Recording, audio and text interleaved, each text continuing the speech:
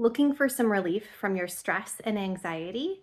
Consider self-compassionate touch. A new study came out recently and it showed that with just 20 seconds of practice, we can have enough of an impact to decrease our levels of stress. And the reason why touch works to help us is, well, there's a couple of reasons. One is an evolutionary perspective. If you think about how we care for our infants, a lot of the ways in which we soothe them involves touch, cuddling them, cradling them, swaddling them. So touch really goes back to how we're hardwired to feel safe and secure. Touch can also activate our parasympathetic nervous system. So that's the one that's responsible for rest and digest functions that help to counter our fight or flight or freeze functions. So it can stimulate that part of our nervous system. It can also have an impact on our hormones by increasing oxytocin and decreasing cortisol. So touch is really important. And when I first started working on my own anxiety and finding really practical strategies, touch was one thing I was a little skeptical about. And so if you're feeling that way, I encourage you to give it a try. I remember thinking like, so what? I'm going to give myself a hug and it's going to make my anxiety go away. But I was so desperate that I was willing to try it. And what I found was that it really did work. I didn't quite understand why at the time, but it's really helpful. So I encourage you to try touch. So let's talk about this study that came out. And I actually heard about it I get an email through Kristen Neff, and she is a person who's really been at the forefront of studying self-compassion. And I've talked about that a number of times on the blog. Self-compassion is key when we're trying to get over our levels of perfectionism or beating ourselves up. It's something I try and teach all of my coaching clients about, because one of the top reasons why people are failing to improve their health and wellness is because they are so hard on themselves. Not only do they set unrealistic goals, but then when they don't achieve them, they're so hard on themselves. They beat themselves up so much. It's demoralizing, and people just aren't motivated. And so self-compassion is really key.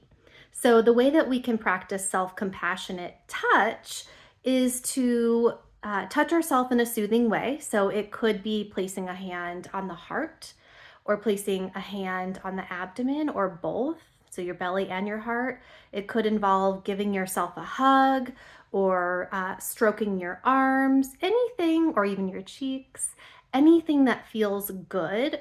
You can do that while tapping into the feelings of or thoughts about self-compassion. And there's 3 doorways into self-compassion. One is through what's known as common humanity. So it's reminding yourself, like, I'm suffering right now, but lots of people have been here before. I'm gonna be okay. So thinking about how you're part of a greater system and part of your suffering is just part of that, being a human.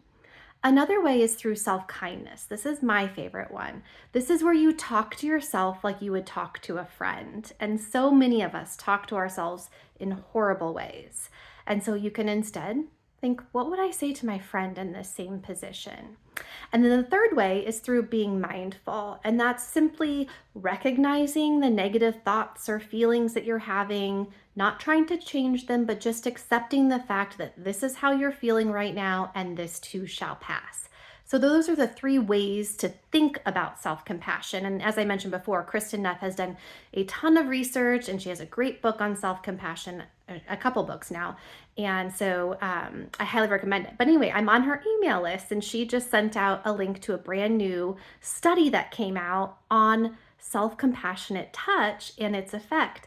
And they were able to recruit undergraduate, university students and teach them to engage in self-compassionate touch for just 20 seconds. And when they did that, so they touched themselves in a compassionate way, and they thought through some of those self-compassion techniques that I just mentioned for 20 seconds every day.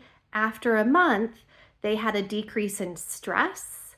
They had a decrease in feelings of, being depressed or anxious. and they had an increase in their levels of self-compassion. So it's really cool study. It's a small sample, but it's a really cool study that shows that with just these small practices, we can have a big impact on our stress levels. So I encourage you this week to give it a try. Consider compassionate self-care or self-touch, self-compassionate touch, I should say, where the next time you're feeling stressed or anxious, or you notice that you're really beating yourself up and you're not motivated, pause. Pause for 20 seconds. Touch yourself in a soothing way and think through self-compassion thoughts. Something maybe like talking to yourself like a friend, or just being mindful of the negative emotions and letting them go. 20 seconds is very small. We all have it. One tip to help you is to consider a cue, and that's what they did in the study. They made sure these students had a cue to help them remember to practice every day. So for some, it had to do with the physical sensations they would have in their body. So being aware of the next time you're stressed because you're breathing rapidly. Or it could be more of a mental cue. So the next time you catch yourself beating yourself up or talking really bad to yourself. Or it could be more of your routine cue. So the next time you brush your teeth or the next time you get out of bed.